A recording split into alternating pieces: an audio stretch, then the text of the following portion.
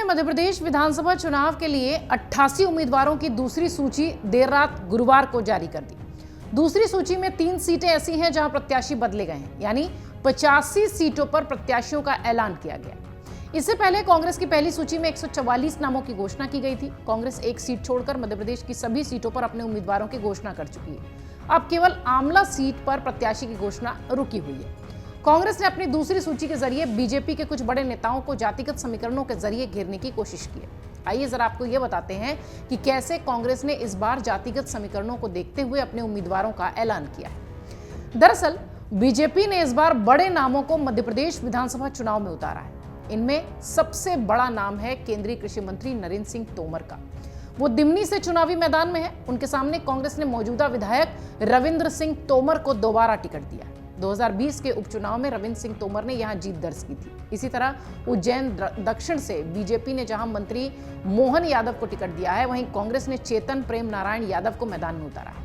मोहन यादव 2 बार से विधायक हैं, वहीं चेतन प्रेम नारायण यादव पूर्व महापौर प्रेम नारायण यादव के पुत्र हैं। इसी तरह देव तालाब सीट से 2 गौतम मैदान में है। बीजेपी ने गिरीश गौतम को टिकट दिया है और कांग्रेस ने पद्मेश गौतम को। कांग्रेस ने इंदौर 3 से दीपक जोशी पिंटू को टिकट दिया है। इंदौर 3 वही सीट है जहां से कैलाश विजयवर्गीय के बेटे आकाश अभी भी विधायक हैं। इस बार कैलाश विजयवर्गीय खुद इंदौर 1 से सीट पर चुनाव लड़ रहे हैं। ऐसे में उनके बेटे की सीट पर अपनी घोषणा अब तक फिलहाल नहीं हुई है। इस सीट से कांग्रेस ने पिंटू जोशी को टिकट दिया है। पिंटू कांग्रेस के पूर्व मंत्री महेश जोशी के बेटे हैं। आपको याद होगा उनके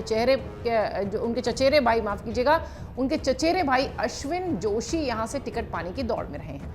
इसी तरह कांग्रेस ने सत्यनारायण पटेल को दोबारा इंदौर 5 से उम्मीदवार बनाया है। यहां से बीजेपी के महेंद्र हार्डिया विधायक हैं।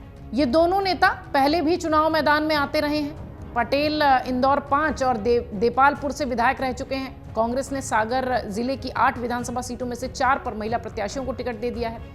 आपको यह भी बता दें कि कांग्रेस ने पहली सूची में दमोह विधानसभा होल्ड पर रखी है, लेकिन अब दूसरी सूची जारी करते ही कांग्रेस ने इस सीट पर अपने उम्मीदवार की घोषणा कर दी। दमोह से वर्तमान विधायक अजय टंडन को कांग्रेस ने एक बार फिर मौका दिया है। वहीं बीजेपी अब भी मंथन कर रही है। दमोह विधानसभा सीट अभी तक प्रत्याशियों की घोषणा के साथ नहीं दिखाई पड़ रही है बीजेपी के खेमे से।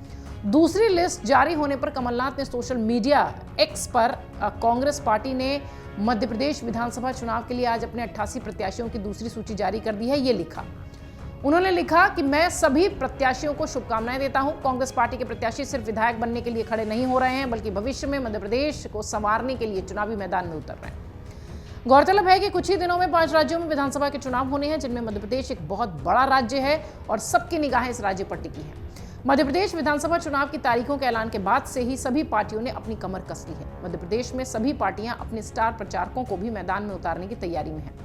मध्य प्रदेश में 17 नवंबर को एक ही चरण में वोटिंग है और चुनाव का नतीजा सभी 5 राज्यों के साथ 3 दिसंबर को आएगा। अगर आप ये वीडियो YouTube पर देख रहे हैं तो हमारे चैनल को सब्सक्राइब करें और बेल आइकन को दबाना ना भूलें। अगर आप Facebook पर ये वीडियो देख रहे हैं तो हमारे पेज को लाइक करें।